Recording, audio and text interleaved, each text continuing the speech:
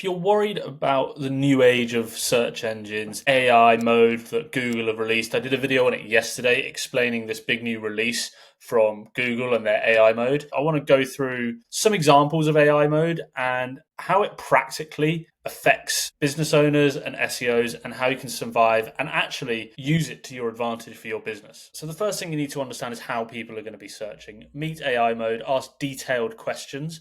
That's a key point because we're no longer going to be sat there putting in keywords as searchers to try and sort of filter out results. I've been using it, and as you can see from the examples below, people's questions are going to be way more long tail. They're going to be long tail on steroid questions that could be just a line or they could be a couple of paragraphs long because you want this AI mode to go and do the research and bring you back the information you need. So you can see some of the questions down here. We could actually try and run one of these here. Help me find intro offers for popular gyms and workout classes. It's gone and assumed a location and stuff here.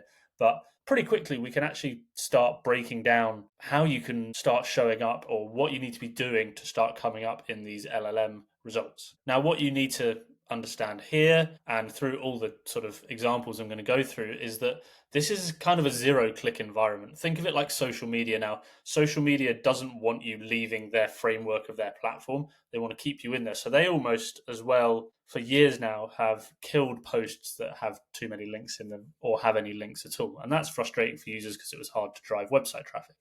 SEO has still been such this golden goose of website traffic that finally that looks to have killed off some of that as well. So your thinking now shouldn't just be about I need to get clicks. It shouldn't all be about clicks. It's got to be a much wider, holistic approach. And if you're going to run a content-only business or a content-only website, then you're going to struggle. You need to have a clear marketing or sales action that you're trying to funnel people down towards. So that's the first point. You can't be creating blog posts and informational content thinking, I'm going to drive clicks to my website and start the sales process off that way. So does that mean informational content is dead? Well, not as such. I don't think it's going to completely go away. Firstly, we still need to be feeding these LLMs information to keep them up to date. And while you might think it's a waste of time, the top brands out there and the people getting the most out of these systems are still going to be providing informational content so that they can steer LLMs in the right manner to answer people's questions, problems, queries, and steer them in the right way of here's the solution and these are the sort of products you might need. So slightly starting to nudge people in the right way towards your product and your solution. Now, within that, by creating content and training AI models that your brand or product is synonymous with a certain product category or industry, again, is going to help you get filtered out of the noise and bring you forward in search results, either from an informational perspective as a source or to bring your brand front and center when it gets further down the funnel into the middle of the funnel to start looking at what options there are. And the next point is that you need to be taking a much more holistic approach to your content marketing. So you can see it on the right hand side here where AI mode has gone and used its sources for bringing out its results. And this happens across all searches you can see here. And when you start actually looking into these different searches, you can see that there's some specific sites or specific things it looks at in all searches. Firstly, Reddit comes out a lot. We've also seen YouTube coming out a lot. And then you've also got top 10 lists, blog posts, actual copy from specific websites and specific businesses. So you can't be thinking about, I'm just going to post content on my website anymore. You've actually got to think about there could be an opportunity to start creating YouTube content to feed information and feed your product into the machine. And YouTube videos will start coming out in these search results, I'm sure. You've got to start entering the conversation in Reddit. If you're not looking on Reddit and looking to see what people are asking about your business or your category, your business category in your area, such as fitness classes in your local town and you're a gym, you need to be entering those conversations somehow to firstly get in front of the users, but so that when LLMs are looking at this information, you're again appearing as a top candidate in some form or offering information as to how you can help solve someone's problems. You need to be making sure you're getting featured in top 10 lists and blogs and TripAdvisors and all those sort of ranking sites, as well as top 10 blogs that people might write and create. Although I have a feeling those sort of best of blogs might start to disappear as this sort of zero-click environment takes over. You've got, Groupon, all these sorts of sites. So you need to be entering the conversation everywhere, not just through your website content. And so if you're still creating content in the same old way, it's probably not going to work. In my mind, I'm thinking let's create really great YouTube videos and repurpose them using AI into blogs, into social media content to enter conversations on Quora and Reddit and those sorts of places so that I can be across all these places rather than just trying to do one and done blog posts and YouTubes that kind of don't sit in a sort of really nicely put together marketing funnel. You need to think holistically and about the wider picture of training LLMs and people to see you as the authority in your niche. Which brings me on to my fourth point that I really want to hit home on, is that it's all about brand and USP. When you're looking through these search results, for example, I want to go through this search that I put together.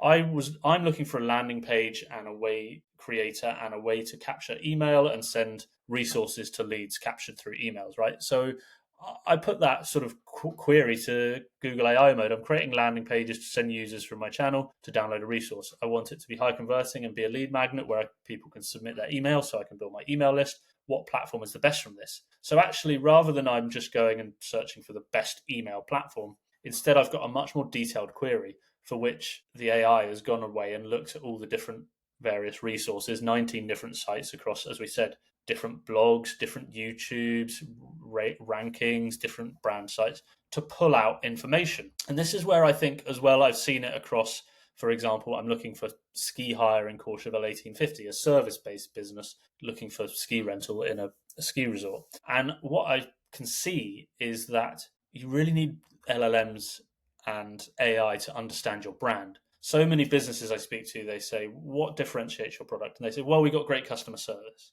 And they can't think of a real way that their brand is particularly different to their competitors or their product is particularly different. You need to start understanding how you can differentiate yourself in the market. Because if you're just relying on LLMs to serve a list of businesses, you need to give it something that's going to be able to firstly put you at the top. As you can see here, you've got 3 shops. The top one clearly has been able to offer a lot more information to LLM about the extra services they offer versus just someone else's website that just, yeah, it's located in this place and it has a lot of feedback and it has equipment, but there's not much more information. So defining your USPs through your website and your brand and through the rest of your content is going to help you stand out against competitors. You can see it here in this email query I was running as well. The all-in-one marketing platforms, there's dedicated landing page builders, there's WordPress plugins. All of these businesses have got to work hard to define why they're better and why they're going to be suited to me. You can see ConvertKit has sort of nailed in on their USP or their ideal client, specifically designed for creators. That immediately speaks to me as someone who's on YouTube. That's like, okay, this is a viable option straight away. It excels at email marketing and landing page creation. So boom, boom, it's hit my 2 things. It's identified me and it's going to solve my problem, which is great. You can go through the others and sort of see, an all-in-one solution offers a good balance between email marketing and this and that, seminars and CRM functionalities and webinars. Doesn't really hit me. It's a bit vague in who it's particularly catered for, as opposed to ConvertKit, which has a really, really defined ICP that has brought out for it, that the LLM has brought out for it. You can also scroll down and you can see actually lead pages catches my eye as a consumer. This is something that I'd heard another creator talking about, that just start using lead pages and pay the $50 a month and get on with it because it's going to be high converting and really easy to use, which again, this has come out in the copy here, high converting and easy to use, which is what I want. Create professional looking landing page quickly, integrates with various email marketing platforms. So again, you can see that holistic marketing coming through of, do you know what? I saw something on social media about lead pages. I've thought about it.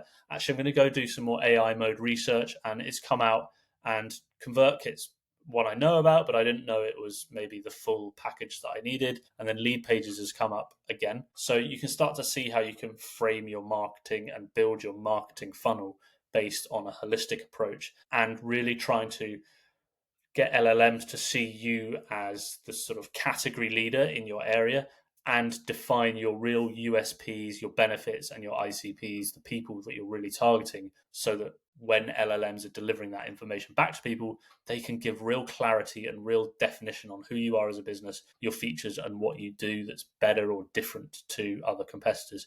You can see that maybe the gyms in this page on this intro to gym offers pages. Core Power Yoga free week often has free promotions, 30-day free trial, offers a free trial, a 1 week style. These are all the same to me. This is really hard for me to pick out if anyone is particularly better than the other, short of the length of trial, which says maybe they don't actually go enough into talking about what their free trial offers and the benefits, or how I can take advantage of that. There's probably not that information for the LLM to actually go and deliver back. And you can see that compared to the other ones.